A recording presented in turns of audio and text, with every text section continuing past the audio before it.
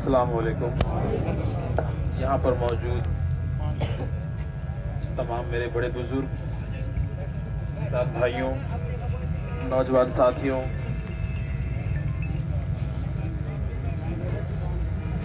कर्मचारी संगठन के सारे पदाधिकारियों,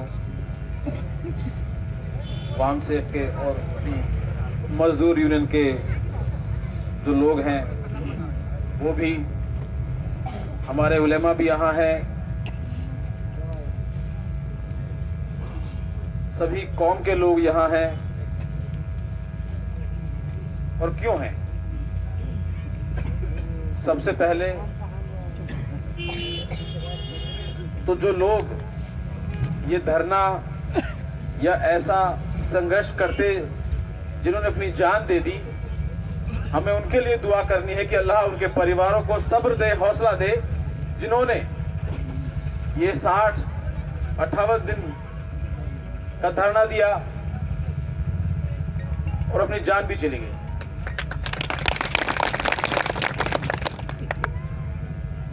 मैं आप लोगों का भी बहुत शुक्रिया अदा करता हूं कि आप लोगों ने भी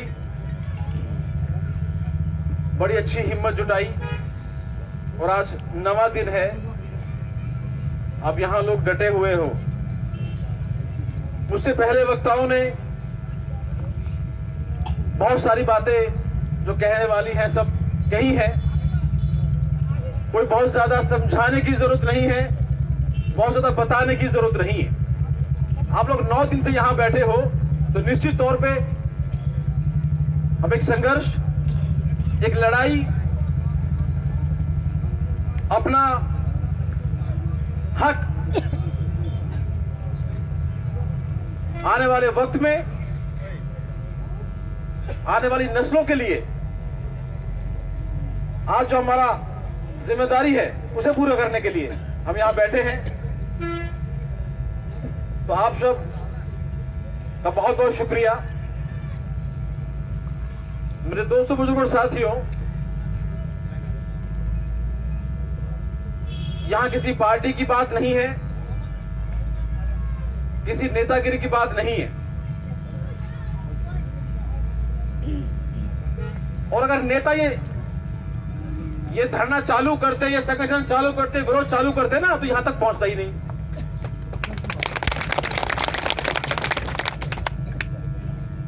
ये जो धरना विरोध चालू हुआ, ये आम आदमियों ने, किसानों ने बहुत सोच समझकर, संवैधानिक तरीके से, ये पहला इतना बड़ा धरना है जहां कोई विवाद नहीं हुआ, कोई नुकसान नहीं हुआ, पुलिस की लाठियां झेली, पानी की बौछारें हुई, पर फिर भी कानून को मानते हुए हमने अपनी बात दिल्ली की सरकार को सुनाने की कोशिश की है। और ऐसा नहीं है कि आपके पास कमजोर हुई है, आपके पास दिन ब दिन इतनी मजबूत हुई है कि सरकार पूरे बैकफुट पे है। वो बार बार कह रहे हैं कि आप संशोधन कर लेते हैं, कुछ बदलाव कर लेंगे, घुमा फिरा के बात करना चाह रहे हैं। मेरे दोस्तों, बुजुर्गों, साथियों, जब से सरकार बनी हमेशा इन्होंने साजिश ही रची। हिंदुस्तान की आवाम के साथ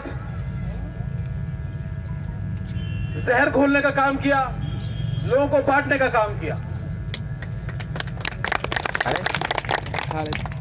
ऐसे ऐसे कानून ये बना के ला रहे हैं जिनसे आम जनता को कोई फायदा होने वाला नहीं है। लोगों ने विरोध भी किए, पहले भी आंदोलन चले, पर हर बार इन्होंने किसी को जाति का रंग देके, किसी को अलग इलाके का रंग देके उनको कामयाब नहीं होने दिया। लेकिन इस बार इन्होंने इस मुल्क के सबसे बड़े हिस्से पर वार किया है।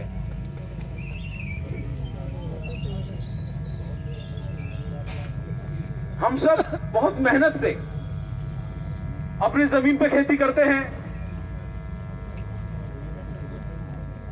ये ठंड का मौसम है। हाँ तो चलो कुछ राहत है, पहले 2, 4, 5, 10 दिन पहले बहुत कड़ाके की ठंड थी, किसान रात को कड़ाके की ठंड में पानी देता है, मेहनत मजदूरी करता है, अपना अनाज उगाता है अपने बच्चों का पेट पालने के लिए। सरकारें कोई भी रही हो, मैं किसी की हिमायत नहीं करता। आज जो हमारी हालत है इसके लिए हिंदुस्तान की सारी सरकारें जिम्मेदार हैं। मैंने विदेशों में कुछ वक्त गुजारा है, वहां किसान अमीर आदमी है, जो खेती करता है वो अमीर आदमी है क्योंकि उसको उसकी मेहनत का दाम मिलता है। हमारे यहां आज खेती करना कोई फायदे का सौदा नहीं है। अगर आप मजदूरी लगाओ तो आपकी मजदूरी उससे ज्यादा हो जाती है। हमारे यहां, लेकिन पूरे देश में हमारे यहां भी जब रोजगार के संसाधन ज्यादा नहीं है तो लोग खेती पर निर्भर हैं, तो कम से कम अपना पेट तो पाल लेते हैं। लेकिन अब ये जो कानून आ रहे हैं, आने वाले वक्त में ये खेती हमारे हाथ में नहीं रहने वाली। कॉन्ट्रैक्ट फार्मिंग की बात करी जा रही है। धीरे धीरे जब आपकी सारी जमीनें ठेके पे चली जाएंगी, कभी कभी पैसे आते हुए अच्छे भी लगते हैं, जिस तरह भुट्टा होता है इस तरह भुट्टे होंगे बड़ी बड़ी जमीनों के, मंडियां खत्म हो जाएंगी, एमएसपी पे जो आपकी खरीद है वो खत्म हो जाएगी। तो फिर इन्होंने अभी से कई सालों पहले से जो बड़े बड़े गोदाम बनाए हैं उनमें स्टोरेज करके आपका अनाज आप ही को महंगे दामों में बेचा जाएगा और हम लोग मजबूर होंगे खरीदने के लिए। एक भाई अभी जियो का उदाहरण दे रहे थे, ये सही बात है। ये कहते हैं साहब मंडियां खत्म नहीं होंगी। जियो आया तो बीएसएनएल सरकारी सिम खत्म हो गया कि नहीं हो गया? कितने लोग हमारे पास यहां मौजूद हैं, सबके पास मोबाइल फोन है, बताइए कितने लोग इस्तेमाल करते हैं सरकारी सिम? सरकारी कंपनी धीरे धीरे सारे प्राइवेट को दे दी, एयरपोर्ट प्राइवेट कंपनीज को दे दिए। तो मेरे दोस्तों बुजुर्ग साथियों, ये कानून जो है ये संसद में नहीं लिखे गए, ये इन बड़ी बड़ी कंपनियों के दफ्तरों में लिखे गए हैं, ताकि धीरे धीरे किस तरीके से इन जमीनों पर कब्जा करके आम आदमी को शोषण किया जाए।